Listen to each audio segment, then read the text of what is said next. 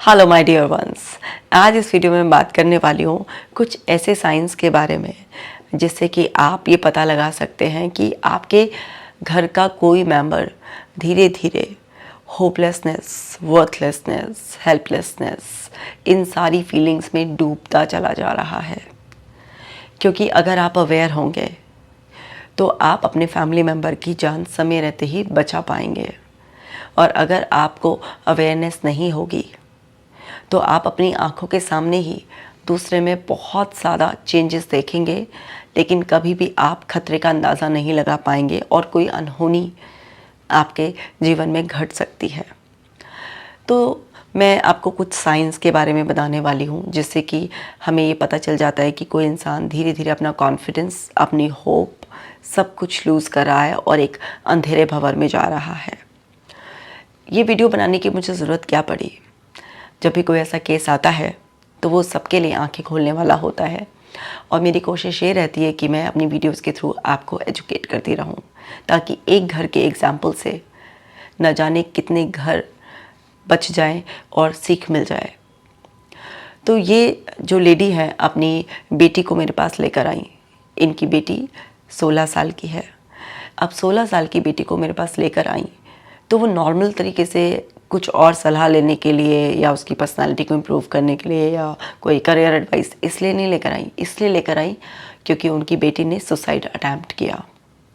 और वो बेटी को बचा तो लिया गया, लेकिन वो बेटी इतनी उदास, इतनी परेशान, इतना सीवियर डिप्रेशन में, बहुत ज़्यादा। और ये जो सीवियर डिप्रेशन में थी और जो सुसाइड अटैम्प्ट करने की नौबत भी आई, ये कोई 2 दिन की बात नहीं थी। छोटी एज से ही बच्ची तरह तरह के नेगेटिव इमोशंस को फील करती थी, बहुत ही ज़्यादा अकेलापन अपने अंदर महसूस करती थी। धीरे धीरे उसका कॉन्फिडेंस जा रहा था, उसके अंदर उसकी सेल्फ एस्टीम बहुत ज़्यादा लो होती जा रही थी। जब उसने अपने फ्रेंड से कटना शुरू किया, उसकी नींद डिस्टर्ब हुई, उसकी शौक में जो चेंजेस आए, जो चीज़ें वो पहले नॉर्मली इंजॉय कर लेती थी उसने करना बंद कर दिया। वो सब चीज़ें पेरेंट्स को बिल्कुल ऐसा लगा कि शायद ये एज के हिसाब से चेंजेस हैं। जैसे फ्रेंड्स में वो ज़्यादा नहीं रहती है, आइसोलेटेड सी रहती है, तो उसका मतलब है कि बेटी हमारी ना शायद पढ़ाई की तरफ ज़्यादा सिंसियरिटी से चेंज हो रही है, इसलिए वो फ्रेंड्स के साथ इतना इन्वॉल्व नहीं रहना चाहती है, या अभी पहले जैसी शैतानियाँ या मज़ा मस्ती एक्टिविटीज़ इसलिए नहीं करती है क्योंकि वो सिंसियर होती जा रही है। वो इस भ्रम में रहे, तो वो छोटे छोटे से क्लूज़ जो होते हैं वो नहीं पकड़ पाए, और एक दिन वो बच्ची इस तरीके से बिल्कुल होपलेस हो गई, हेल्पलेस फील करने लगी कि आप देखिए 16 साल की एक छोटी सी बच्ची ने इस तरीके से सुसाइड अटैम्प्ट करने की कोशिश की। तो समझते हैं कि क्या क्या ऐसे साइंस होते हैं जिस पर हमें बहुत गौर करना चाहिए। एक साइन होता है कि जब आप देखें कि कोई पर्सन जो नॉर्मली वैसे हंसता बोलता था अभी लेकिन अचानक से अपने क्लोज लोगों से कटा कटा सा रहने लगा है, उनको एक तरीके से ऐसे जैसे कि एक गुड बाय सा कहने लगा है। ना वो फ़ोन पे बात करना चाहता, ना वो मिलना चाहता। बच्चा है कोई, बाहर खेलने जाना बंद कर दिया, या कोई भी पब्लिक गैदरिंग में उसने इन्वॉल्व होने से मना कर दिया। उसे बस अकेला रहना ही अब अच्छा लगता है। कोई ना कोई उसके पास हर बार एक्सक्यूज़ होता है जब भी किसी के सामने जाना होता है। उसका बिल्कुल ही लोगों से इंटरेस्ट ख़त्म होता जा रहा है। क्यों होता है ऐसा? क्योंकि उसको ऐसा लगता है कि शायद मुझे कोई समझ नहीं सकता, या मैं लोगों के बीच में जाऊंगा तो मुझे कोई जज करेगा, मुझे कोई बुरा फील कराएगा। और ऐसा क्यों होता है? ऐसा अनकंफर्टेबल क्यों फील करता है? लोग अपने ही लोगों से क्यों दूरी बनाने लगते हैं? शायद इसलिए कि कहीं वो रिजेक्टेड फील कर रहे होते हैं, कहीं उनके अंदर डर होता है कि कोई मुझे जज करेगा, कहीं ना कहीं उनके कॉन्फिडेंस पर अटैक हुआ होता है। उनको ये फील कराया गया होता है कि तुम इनफ नहीं हो, तुम काफ़ी नहीं हो, तुम अधूरे हो, तुम ऐसे नहीं हो, तुम वैसे नहीं हो। और धीरे धीरे उस इंसान का कॉन्फिडेंस ब्रेक होने लग जाता है, तो फिर वो लोगों के बीच में कंफर्टेबल फील नहीं करता। और जब वो लोगों के बीच में कंफर्टेबल फील नहीं करता, उसके अंदर धीरे धीरे डार्कनेस बढ़ती चली जाती है। तो उसके बाद उसे ऐसा लगता है कि इन लोगों के बीच में क्या ही रहना, क्या ही इन अटैचमेंट रखना, क्या ही इन लोगों में इन्वॉल्व होना, क्योंकि ये तो मेरे अधूरेपन का एहसास दिलाने वाले लोग हैं। तो वो धीरे धीरे उनसे कटने लग जाता है, क्योंकि उसके अंदर इस बात का डर कि मुझे वो अनकंफर्टेबल फीलिंग्स जो लोगों के बीच में होंगी, कोई कुछ पूछेगा, कोई कुछ एहसास दिलाएगा, मुझे नहीं उन फीलिंग्स को फील करना है, इसलिए वो उन लोगों से कटना शुरू कर देता है। और फिर वो बहुत ही ज़्यादा अकेला रहता है। ऐसा भी नहीं होता हर बार कि वो लोगों को अवॉइड ही कर रहा है, घर में फैमिली मेम्बर्स को भी वो उनसे बिल्कुल अलग रहना शुरू कर देता है। पता चला घर के सारे लोग बैठकर टीवी देख रहे हैं या एक साथ डिनर कर रहे हैं, तो वो क्या है, अपनी प्लेट अपने रूम में ले जा रहा है, बिल्कुल आइसोलेटेड सा रह रहा है। मतलब उसको क्या है, बस अभी एक जीना है मुझे, कि हाँ मुझे बस जीना है, तो कुछ खाना है, कभी खाया कम तो कभी खा लिया ज़्यादा स्ट्रेस में, इस तरीके का एक कोई भी उसका फिक्स पैटर्न नहीं है, बहुत ही ज़्यादा उसके उसमें चेंज हो रहे हैं। तो ये बहुत मेजर साइंस होते हैं। इसी तरीके से उसकी स्लीपिंग पैटर्न में बहुत चेंज आ गया है। कभी तो उसको 1-1, 2-2 बजे तक भी आप जागता हुआ देख रहे हैं, कभी वो बिल्कुल 8 बजे ही पढ़कर सो गया है, ऐसे लेटा है कई बार, या फिर आप उसे ऑब्जर्व कर रहे हैं तो देख रहे हैं कि बार बार करवटें बदल रहा है, या उसके रूम की लाइट है जो मिडनाइट में आप देख रहे हैं कि जल रही है, तो या आपको देखते ही आप उसकी तरफ रूम की तरफ आए तो आपने महसूस किया कि कुछ हलचल हो रही है और एकदम से जैसे कोई अभी लेटा हो। तो कुछ भी इस तरीके का अगर आप ये देखें, या सुबह उठकर वो पर्सन बहुत ही ज़्यादा लेज़ी फील कर रहा है, इनएक्टिव है, या फिर उसे सुबह उठा ही नहीं जा रहा है, तो ये सारे कुछ क्लूज़ होते हैं जिससे कि आपको पता चलता है कि किसी पर्सन का स्लीपिंग पैटर्न नॉर्मल नहीं रहा है। डे टाइम उसको फटीग रहती है, हर समय उसको ना बहुत ज़्यादा थकावट सी रहती है, एक चिड़चिड़ापन सा उसके अंदर रहता है, या ज़रा ज़रा सी बातों पर इतना सेंसिटिव हो गया है वो पर्सन कि रोने लग गया है, उसको बहुत ही ज़्यादा फील होने लग गई हैं छोटी छोटी बातें। या आप उसे देखें कि वो बहुत ज़्यादा गुमसुम रहता है, खोया खोया सा रहता है, आप उसे बोलते हैं तो एकदम चौंकता है, हाँ क्या हुआ, कैसे, इस तरीके से करने लग गया है। तो यानी कि वो कहीं ना कहीं अपने ही इंटरनल वर्ल्ड में लॉस्ट है। उसके अंदर बहुत सारे चेंजेस हो रहे हैं, जो उसके अंदर इतने ज़्यादा चेंजेस हो रहे हैं कि उसको वो समझ ही नहीं पा रहा, एक्सेप्ट ही नहीं कर पा रहा, लेकिन वो अपने आप को एक्सप्रेस भी नहीं कर पा रहा है, क्योंकि कहीं ना कहीं वो इस बात से बिल्कुल होपलेस हो गया है और वो वर्थलेस पहले से ही फील कर रहा है, क्योंकि उसकी इमेज जो है वो अंदर से बिल्कुल डिस्टॉर्ट हो गई है। तो वो वर्थलेस फील कर रहा है, वो बिल्कुल ही होपलेस फील कर रहा है, उसे लग रहा है कि इससे बात कर कर भी कुछ नहीं होगा, क्योंकि जिन लोगों के बीच में वो बात करे पहले से ही उसका एक बिलीफ है कि वही लोग उसको इनकम्प्लीट फील कराते हैं। तो वो एक पर्सन ऐसा बिल्कुल भी किसी से अपनी बातें शेयर नहीं करना चाहता, तो वो उससे भी होपलेस हो जाता है कि कुछ भी नहीं होगा, और वो खुद की भी मदद नहीं कर पा रहा होता। क्योंकि कोई भी इंसान सुसाइड की नौबत तक जब पहुंचता है, इतना ज़्यादा निराश हो जाता है, उससे पहले वो सेल्फ हेल्प करने की कोशिश ज़रूर करता है, वो ज़रूर गूगल पे सर्च करता है, कहीं पर कोई वीडियोस ज़रूर देखता है, क्योंकि हर इंसान के अंदर जीने की चाहत होती है, तो वो सेल्फ हेल्प करने की कोशिश करता है। लेकिन जो सेल्फ हेल्प प्रोसेस होता है वो थोड़ा मुश्किल प्रोसेस होता है, क्योंकि उसमें खुद ही मोटिवेट करना है ना, उन चीज़ों को खुद ही समझकर खुद ही फॉलो करना, हर तरीके से सब कुछ खुद ही करना होता है। तो वो एक पर्सन जो बहुत ही ज़्यादा लो फील कर रहा होता है, बहुत ही ज़्यादा डिप्रेस होता है, उसके अंदर बहुत ज़्यादा एंग्जाइटी हो रही है, उसे नींद तक ढंग से नहीं आ रही है, उसे किसी चीज़ में इंटरेस्ट नहीं आ रहा है, तो उसके लिए इतना आसान नहीं होता अपने आप को इतना मोटिवेट कर कर इतना पुश करना कि वो सब चीज़ें फॉलो कर पाए। लेकिन हाँ, हर आदमी हाथ पर जरूर मारता है, छटपटाता ज़रूर है, करता है, ट्राई भी करता है कुछ टाइम तक, लेकिन जब वो नहीं कर पाता, क्योंकि जितना उसको उस टाइम सपोर्ट चाहिए होता है वो नहीं उसको जो है ना अपने से मिल पा रहा है, दूसरे से वो मांग नहीं रहा है, तो उससे वो क्या हो जाता है, बिल्कुल ही हेल्पलेस फील करने लग जाता है। और जब भी किसी इंसान के ऊपर वर्थलेसनेस, हेल्पलेसनेस और होपलेसनेस हावी हो जाती है, ये तीनों स्टेट उसकी आ जाती हैं, ऐसे इमोशंस उस पर हावी हो जाते हैं, तो बस उस इंसान को फिर एक ही रास्ता, जो कि गलत रास्ता है, वही दिखाई पड़ता है, और वो सोचता है कि मेरा अब कुछ नहीं हो सकता, किसी से कहने का कोई फ़ायदा नहीं है, कुछ भी ऐसा नहीं है, और वो पर्सन फिर इस दुनिया को विदा करने की सोचने लग जाता है। अब क्या एक दिन में किसी इंसान की ऐसी आदत होती है? नहीं जी, एक दिन में बिल्कुल भी नहीं होती। जैसे इस बच्ची के बारे में मैं आपको बताऊं, जो 16 साल की बच्ची है, तो इसकी हालत ऐसे कैसे हुई थी?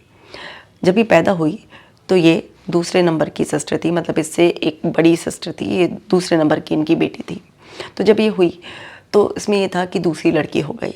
चलिए, इस तरीके का डायलॉग आम है, क्योंकि दूसरा बच्चा चाहते हैं कि लड़की है तो लड़का हो जाए, चलो आम है। लेकिन उस बच्चे को आपको फील क्यों कराना बार बार कि इसका एक भाई हो जाता तो बस फैमिली कंप्लीट हो जाती, कोई रिश्तेदार आए तो वो अपना घटियापना झाड़ जाए वहाँ पर कि एक लड़का हो जाता। अरे लड़का ही हो जाता तो क्या ही कर देता ऐसा जो लड़की नहीं कर सकती है। लेकिन उस बच्चे को रिश्तेदारों ने भी फील कराया, और इनकी मदर जो अभी बाद में कंसर्न हो गई थी, वो भी वो कह देती कि भाई तेरी जगह लड़का हो जाता, तू लड़के की तरह पैदा हो जाती तो सही हो जाता।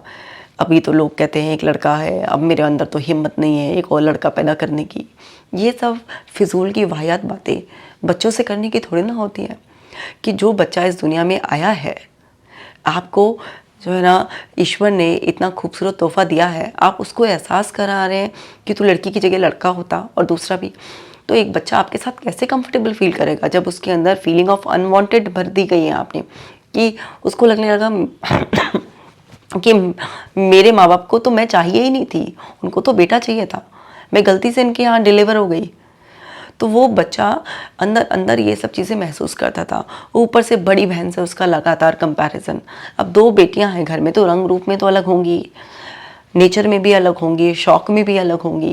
अब ज़रूरी थोड़ा ना है कि जो पहली बेटी कर रही है वही सही है और जो दूसरी है वो उससे अलग चल रही है। तो उस बात पर डांटना, डपटना, कंपैरिजन करना, दूसरे बच्चों से कंपैरिजन करना, मतलब बीच बीच में इस तरीके का कुछ ना कुछ होता रहता था कि वो बच्ची छोटी सी एज से ही बहुत ही अकेलापन महसूस करती थी। उसे लगता था कि मुझे कोई नहीं समझता, मुझे कोई प्यार नहीं करता, कोई मेरा नहीं है, कोई मुझे नहीं चाहता था। पहली वाली बेटी को बहुत ही ज़्यादा प्यार लाड मिला। उस बच्ची ने देखा कि जब वो पहली उसकी जो बड़ी बहन हुई थी तो उसकी मदर ने उसके छोटे छोटे सारे के सारे रिचुअल्स जो भी थे, जैसे पहली बार उसने चलना सीखा, बैठना सीखा, खाया, वो सब की एल्बम बना रखी थी। पूरा अच्छी तरीके से उसकी मदर ने डायरी लिख रखी थी अपने एहसासों के बारे में। वो सब चीज़ें, मतलब जितना अच्छी तरीके से उसकी बहन को जब पाला गया जब वो छोटी थी। लेकिन जब ये सेकंड टाइम लड़की हुई तो परिवार एक दुख में था कि दूसरी बेटी हो गई है। तो उसकी मदर ने वो सारी चीज़ें, मेमोरीज उस तरीके से कलेक्ट नहीं की जिस तरीके से उन्होंने पहली बेटी के होने में की थी। तो अब ये बड़ी हुई तो उसको ये था कि दीदी की अगर ये सब चीज़ें हैं तो मेरी भी होनी चाहिए, लेकिन इसकी हो तभी तो इसको मिले। इसके तो उतने फ़ोटोज़ नहीं, इसकी तो वो सारी मेमोरी की कोई एल्बम नहीं कि इसने पहली बार ये खाया, पहली बार ये कपड़े पहने, पहली बार यहाँ गए और वहाँ गए, कुछ भी नहीं ऐसा। तो इस बच्ची को लगा यार मैं तो अनवांटेड हूँ। तो वो अनवांटेड फीलिंग की वजह से अकेलापन महसूस करती थी, अकेले में रोकना, बहुत ज़्यादा सोचना, कांस्टेंट कंपैरिजन, उस सब से तिल तिल तिल तिल करके इसकी ऐसी हालत हुई।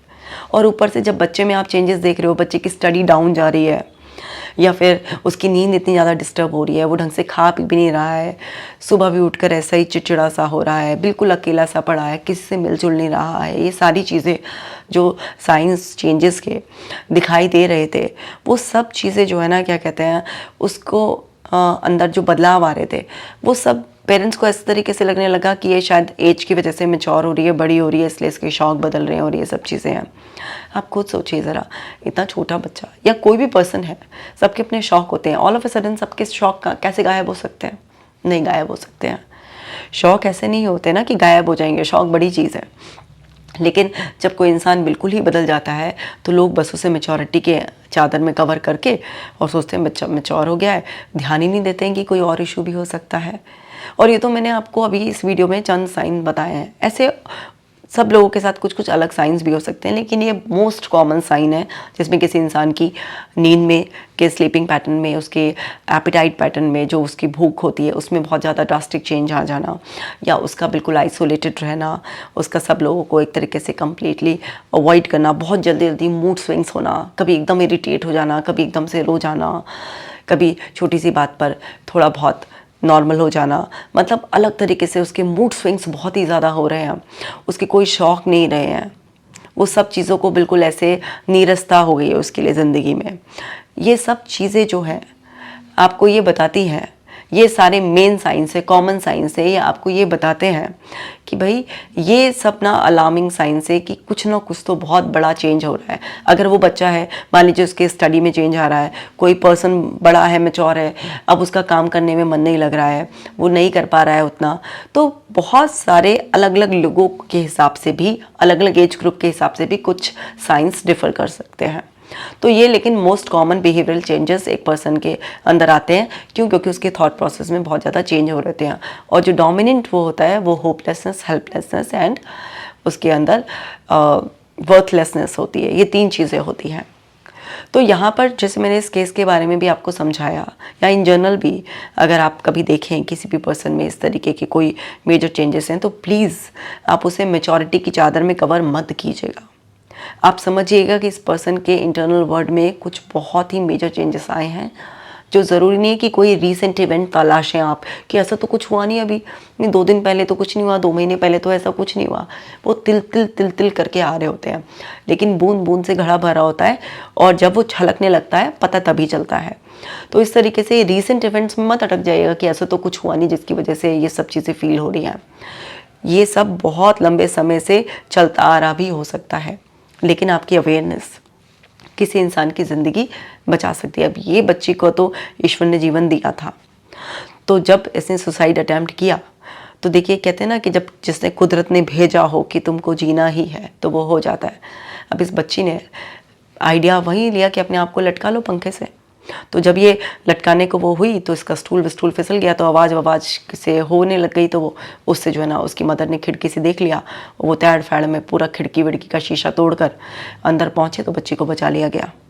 लेकिन हर कोई इतना खुशकिस्मत नहीं होता है ना, ये सब चीज़ें हावी हो जाती हैं तो उसका अनमोल जीवन ख़त्म हो सकता है, और बाद में पछताने से कुछ नहीं होता। समय रहते अपनों की केयर करनी चाहिए। अगर आप खुद भी सफ़र हैं, आप देख रहे हैं अपने अंदर ये हो रहा है और आप सेल्फ हेल्प नहीं कर पा रहे हैं, तो प्लीज़ ओपन अप होइए, कहिए लोगों से। जीवन बहुत ही अनमोल है, आप कहेंगे तो कुछ ना कुछ तो मदद के हाथ आपकी तरफ बढ़ेंगे ही, रास्ता निकल ही आएगा।